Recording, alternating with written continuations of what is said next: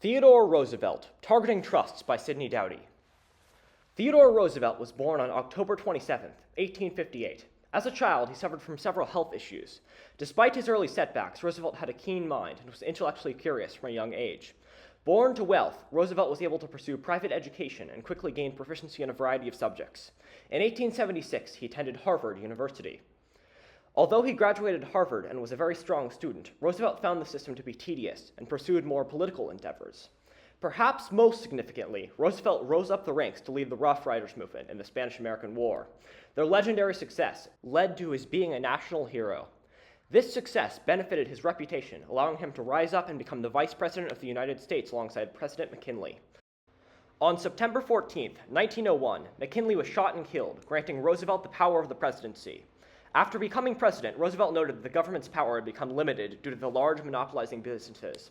Roosevelt believed that if workers were continued to be mistreated by big business leaders, widespread revolution could occur. As the new president, he made it his mission to regulate and divide these trusts. As he came to be the president by chance, Roosevelt didn't immediately have an agenda, but he had very strong beliefs, quickly getting the public on his side. Using his bully pulpit approach, Roosevelt aimed to get the public consciousness near the issue of big business monopolies, which he deemed the root cause of public suffering. Roosevelt's goals centered around the people, and he would do whatever he could to get them what they needed. He was also motivated to conserve the environment, and many would later call him the conservationalist president. Roosevelt would later advocate for issues such as women's suffrage, ending child labor, pensions for the elderly, and unemployment insurance. While Roosevelt had many supporters, and allied with many in his time, he operated somewhat independently as the President of the United States. However, Roosevelt had a lifelong friend and dedicated ally, John Muir. Muir shared his passion for writing in the natural world.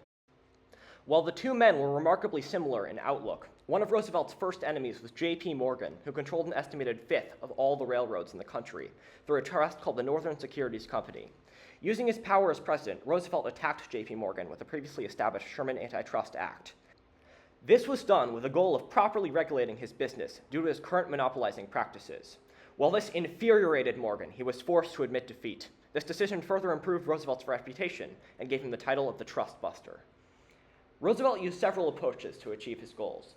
Primarily, Roosevelt used his power as the president.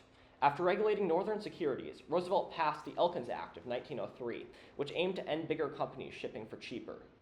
When this proved ineffective, he endorsed the Hepburn Act, which allowed the new Interstate Commerce Commission, or ICC, to regulate the shipping rates of railroad companies. This hindered Morgan and many other monopolizers.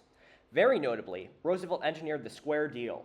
It sprung out of a case regarding workers rebelling against the owners of their mine. Roosevelt called both parties to the White House and forced them to work out their differences and cooperate. This worked out so well that he decided to name his domestic program the Square Deal, being the first president to give his program a name. This program had an increased focus on trust busting, conservation, and communication with the people. On the topic of communication, Roosevelt's other notable strategy was using the people's energy to make change and then letting everyone have what they wanted. Shortly after the creation of the Hepburn Acts, the courts were reluctant to handle cases regarding the ICC. In response, Roosevelt took the issue to the people. Gaining their support, as they hated expensive shipping, Roosevelt toured the country, spreading anger directed at the railroads. He also gained the support of the media. This was enough for the courts to finally give in.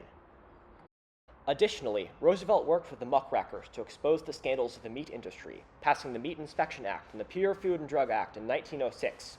Working on consumer standards made the public love him even more.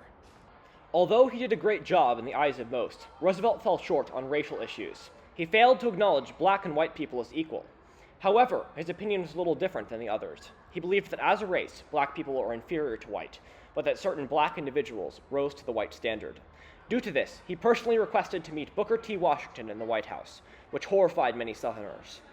While this stained his image there, many still liked and appreciated his efforts. Second, Roosevelt fell a little short on his promise of a trust buster, as he was revealed to have supported Standard Oil, arguing that it was an essential part of modern business. He went on to call it both inevitable and necessary for national and international business efficiency.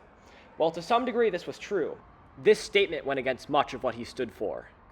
Regardless of his minor weaknesses, Roosevelt succeeded in proving himself as a reliable force for the people, especially considering economic and price inequity.